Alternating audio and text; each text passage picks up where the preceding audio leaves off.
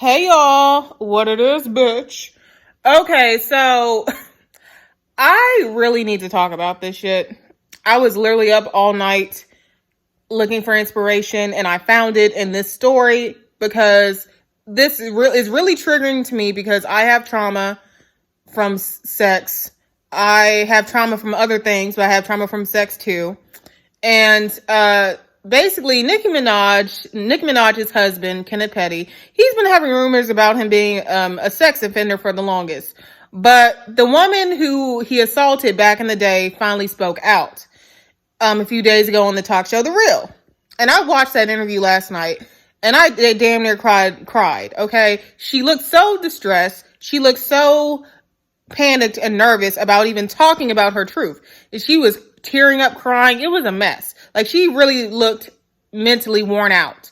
And I felt so bad for that woman. Okay? And not only do I feel bad, I feel so much fucking anger towards Nicki Minaj, her fans, and Kenneth Petty. So basically, these rumors about Kenneth Petty have been out for years. Ever since Nicki basically came and got him out of the trash, because she used to date him back when she was an underage teenager and he was in his 20s. She came back, I guess, because she got desperate and lonely and needed a baby and a husband, and she knew that none of the famous rappers were really going to fuck with her like that and give her a baby in an actual married life. She knew that. So she had to go dig back in her past trash box and dig up Kenneth Petty and beg him to be with her, basically. And ever since then, people have been looking up Kenneth Petty, and they find that he's an actual sex offender.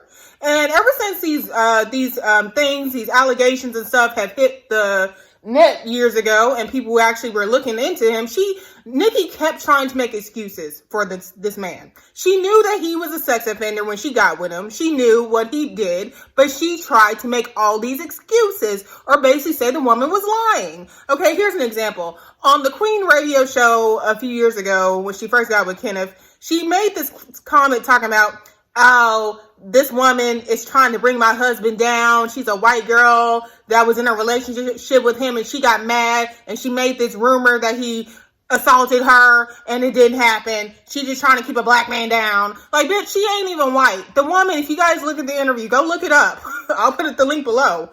The woman that he assaulted is not a white woman, okay?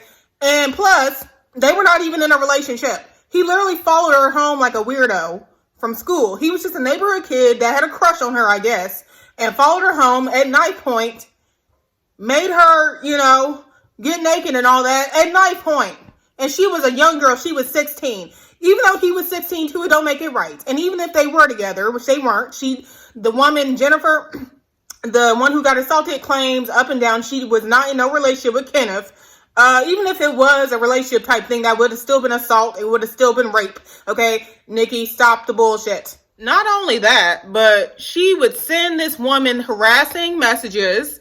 The victim, Jennifer, Nicki would send her harassing messages, send her bribes of thousands of dollars to shut up so Kenneth don't have to register as a sex offender no more, so they can live a normal life, and Kenneth can finally watch his son, without Nicki being around, and they can finally go to Disney World, because you know what? When you're a sex offender for life, you can't go to Disney World, you can't go to Chuck E. Cheese, you can't be even around your own kid unsupervised. And Nicki was trying to basically get this woman to not testify against him, and so he wouldn't have to register as a sex offender no more. Nicki, you knew he was a sex offender. You knew, okay? It is not the victim's job to get your man out of trouble.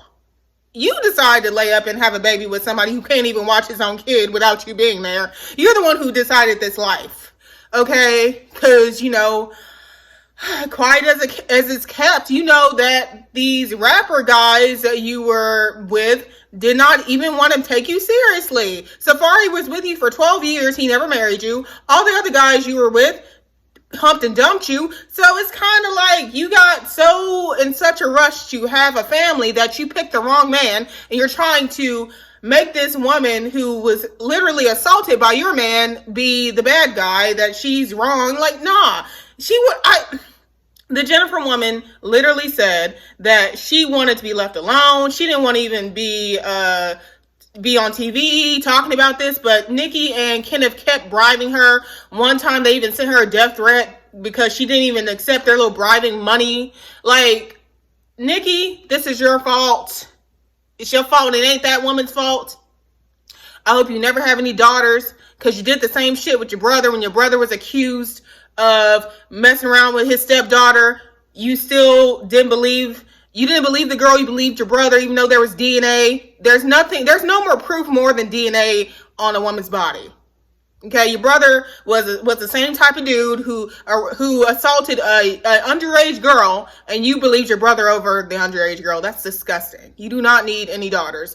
I hope your son has a healthy life, but you do not need to reproduce no more. Okay, and this Jennifer woman, she's very much traumatized. It doesn't matter that this shit happened back in the 90s.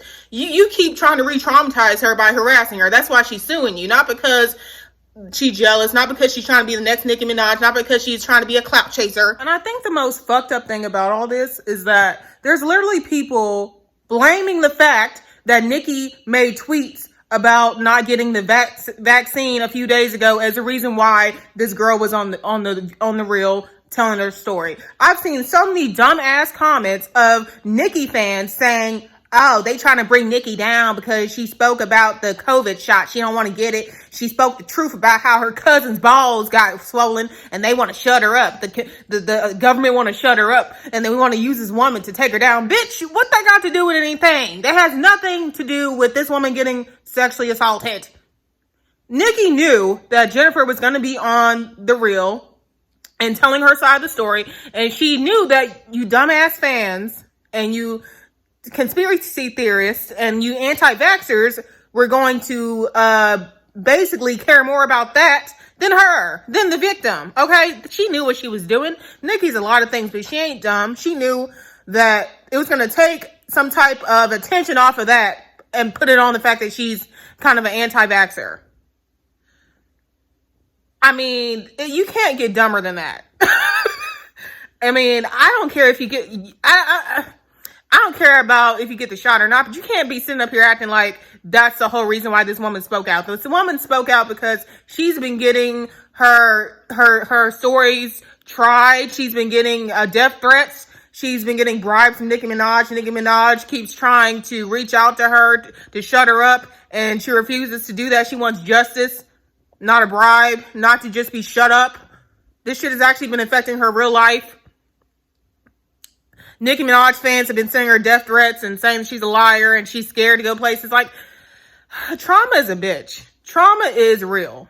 Okay? Just because if you've never been assaulted that way, you can never understand how they feel. If you don't have PTSD, if you don't have trauma, you can never understand how she feels. Okay? You Nicki Minaj fans, like her music all you want to, but stop acting like she married the most cleanest man on earth. He's a sex offender. It's documented. This is real shit. This is not alleged. This is real. It's documented. There's papers on his nasty ass.